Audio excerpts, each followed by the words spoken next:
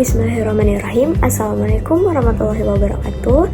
Perkenalkan, nama saya Andi Alivia Amalia dengan NIM 4524091029 dari kelas C Fakultas Psikologi Universitas Bosowa.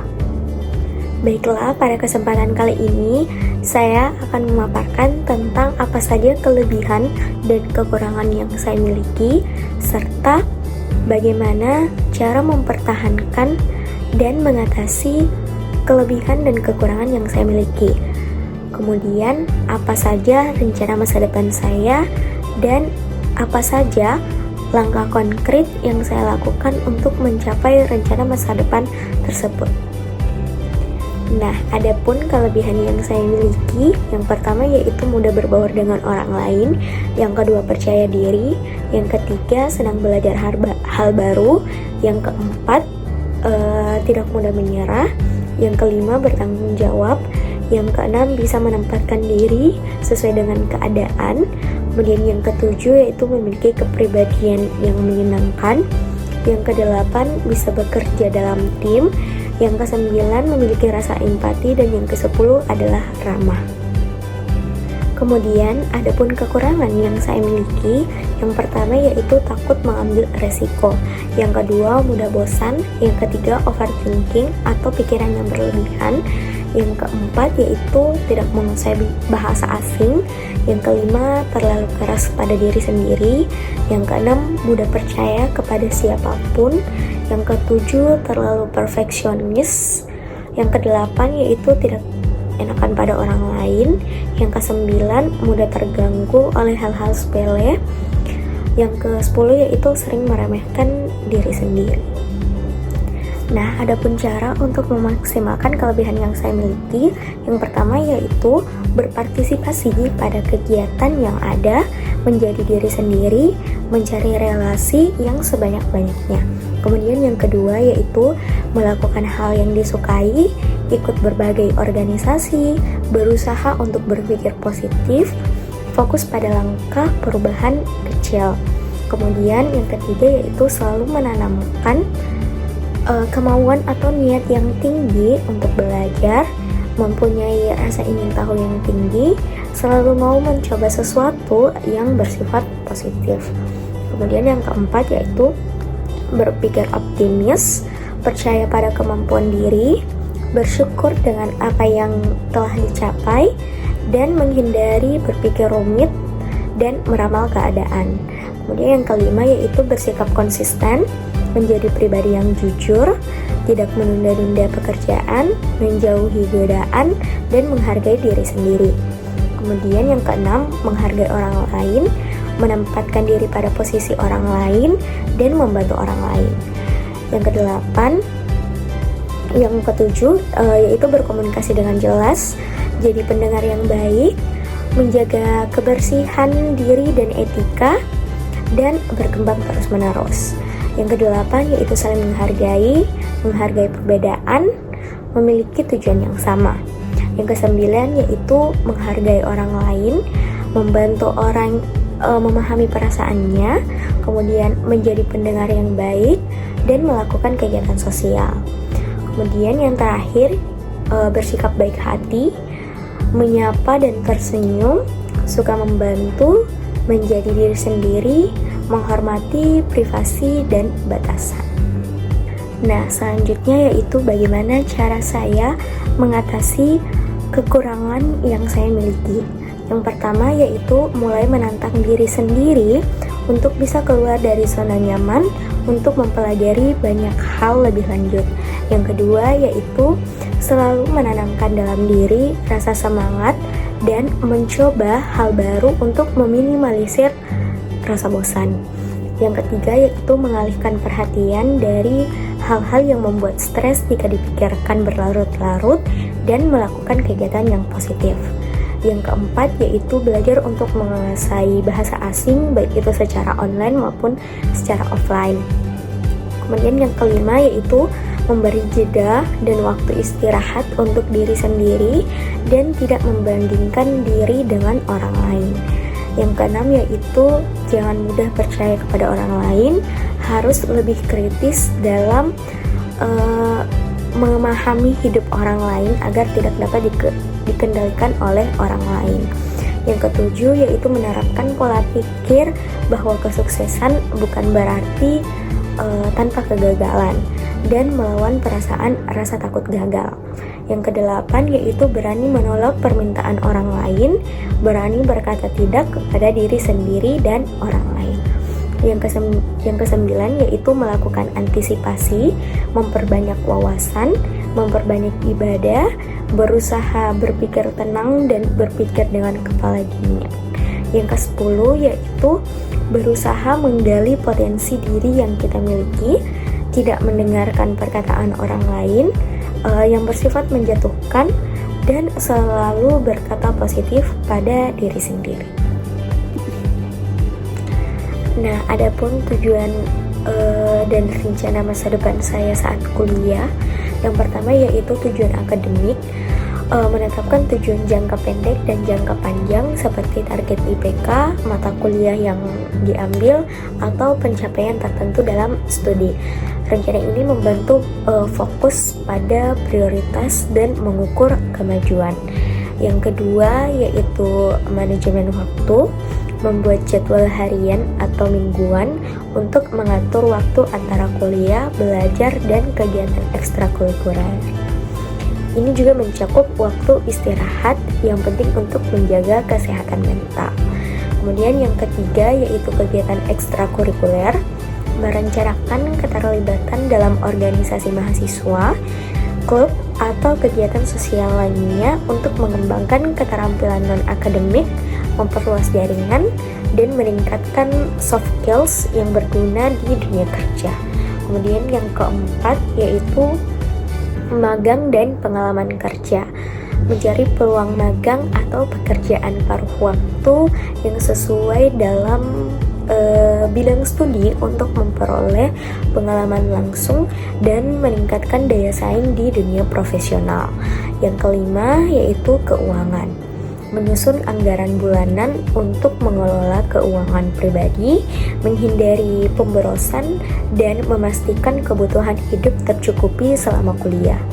Kemudian yang terakhir, yang keenam, yaitu pengembangan diri, merencanakan untuk mengikuti pelatihan atau kursus tambahan yang relevan dengan karir, serta menjaga keseimbangan antara kehidupan sosial dan juga akademik. Nah, adapun rencana masa depan saya ketika lulus kuliah, yaitu dengan latar belakang saya sebagai pendidikan psikologi, tentunya saya akan melanjutkan S2 dan berprofesi sebagai psikolog. Dan saya ingin membangun sebuah lembaga organisasi tentang kesehatan mental, di mana lembaga tersebut menjadi wadah dan tempat bagi orang-orang mencurahkan isi hati, dan tempat bagi orang-orang yang memiliki permasalahan mental. Saat saya menjadi psikolog nanti, saya ingin bekerja di lingkungan dinamis dan menantang, di mana saya dapat mengaplikasikan pengetahuan dan keterampilan saya secara optimal. Saya berharap dapat mencapai posisi yang memungkinkan saya untuk berkontribusi secara signifikan dan mempengaruhi perubahan positif. Saya juga ingin menjalani kehidupan yang seimbang antara karir dan kehidupan pribadi. Saya berencana untuk menjaga kesehatan dan kebugaran tubuh saya dengan rutin berolahraga dan menjaga pola makan yang sehat. Kemudian saya ingin menghabiskan waktu berkualitas dengan keluarga dan teman-teman. Saya mengeksplorasi hobi dan minat pribadi. Tidak hanya itu, saya juga memiliki impian untuk melakukan perjalanan ke berbagai tempat di dunia. Saya ingin melihat keindahan alam, mengeksplorasi budaya baru, dan bertemu orang-orang yang berbeda sebagai sumber pengalaman dan guru bagi saya. Perjalanan akan memberikan saya pengalaman berharga dan wawasan yang luas. Selain itu, saya ingin mengembangkan usaha kedua orang tua saya di bidang fashion. Saya ingin mempunyai konveksi pembuatan hijab dan baju dengan merek sendiri. Dan saya juga ingin membuat brand kosmetik sendiri. Di sini saya bisa mengkolaborasikan ketiga-tiganya dengan kreativitas yang saya miliki. Hal ini muncul karena melihat kecenderungan orang lain mengenai penampilan. Orang-orang akan mengeluarkan banyak biaya untuk penampilannya. Kemudian dengan hal tersebut, harapannya saya bisa membuat proses yang efektif sekaligus ekonomis untuk membuat produk yang baik. Maka dari itu saya bisa mengambil bagian membuat lapangan pekerjaan yang layak bagi semua orang. Kemudian, saya memiliki rencana masa depan yang sudah saya impikan sejak kecil, yaitu saya bermimpi untuk berkeliling dunia, mengeksplorasi berbagai budaya, dan mengalami keajaiban alam yang ada di berbagai belahan bumi. Saya ingin melakukan perjalanan yang tak terlupakan dan mengunjungi tempat-tempat ikonik dunia seperti Menara Eiffel di Paris, Kuil Angkor Wat di Kamboja, kemudian piramida Giza di Mesir, dan masih banyak lagi. Saya juga ingin terlibat dalam kegiatan sosial dan membantu komunitas di berbagai negara yang saya kunjungi. Kemudian saya ingin berkontribusi dalam program-program kemanusiaan dan memperluas pemahaman tentang perbedaan budaya dan tantangan yang dihadapi oleh berbagai masyarakat. Nah, impian utama saya setelah lulus adalah membahagiakan orang tua. Mereka menjadi pilar dukungan dan inspirasi sepanjang hidup saya. Dan saya ingin memberikan mereka kebahagiaan yang sepadan atas dedikasi dan pengorbanan mereka. Saya akan mencapai kesuksesan dalam karir yang saya geluti agar bisa memberikan dukungan finansial dan stabilitas bagi orang tua saya. Selain itu, saya juga berkomitmen untuk selalu menyisihkan waktu untuk berada di dekat mereka, merawat dan memberikan perhatian yang lebih. Melihat senyuman di wajah mereka adalah sumber kebahagiaan terbesar bagi saya, dan saya akan berusaha sebaik mungkin untuk memastikan bahwa orang tua saya merasa bangga dan bahagia dengan pencapaian hidup saya. Setelah saya berhasil nanti, saya dapat mencari teman hidup dan membangun keluarga. Sebelum itu, saya ingin berkarya dan berkarir. Saya tidak ingin cepat-cepat menikah karena alasan untuk mempersiapkan masa depan. Akan menjadi berkah apabila saya sudah menjadi seseorang dan membantu banyak orang serta membanggakan kedua orang tua saya. Nah, apa saja langkah-langkah dalam meraih masa depan tersebut atau langkah konkretnya? Yang pertama yaitu menyusun visi dan misi. Langkah pertama yang harus kita ambil dalam membangun masa depan yaitu menyusun visi dan misi. Visi adalah pandangan bagaimana diri kita di masa mendatang. Visi dapat dibentuk melalui impian yang ingin kita raih. Untuk menentukan visi, kita bisa bertanya pada diri sendiri apa yang kita inginkan dan apa yang bisa kita lakukan, baik dalam jangka pendek maupun dalam jangka panjang. Visi ini nantinya akan menjadi panduan dalam menentukan misi yang akan kita terapkan. Yang kedua yaitu mengenal diri sendiri. Mengenal diri sendiri sangat berpengaruh pada pengembangan potensi yang ada. Ini bukan hanya tentang mengetahui apa yang kita suka, tapi juga memahami hal yang tidak disukai. Sederhananya, kita perlu mencari tahu apa sih kelebihan dan kekurangan dari diri kita. Dengan mengetahui kekurangan, kita dapat mencari cara mengatasinya dan menjadikannya sebagai kekuatan. Selain menilai diri sendiri, kita juga bisa meminta bantuan orang terdekat seperti teman dan kerabat untuk memberikan pendapat tentang diri kita secara objektif. Kemudian yang ketiga yaitu meningkatkan keterampilan. Dalam menyusun masa depan kita membutuhkan hard skill dan soft skill. Nah, kita harus mampu menyeimbangkan keduanya agar mendapatkan masa depan karir yang diharapkan. Kita dapat meningkatkan hard skill dengan mengikuti seminar, kursus online, atau pelatihan webinar Indonesia hingga sertifikasi yang relevan dengan masa depan kita. Kemudian, untuk mengembangkan soft skill, kita bisa menantang diri dengan mengerjakan hal baru, mencari pengalaman dengan mengikuti berbagai proyek, kegiatan yang berguna untuk pengembangan diri, serta memperbanyak diskusi dengan para ahli di bidangnya. Kita bahkan bisa mengikuti kursus leadership online dan lain-lainnya.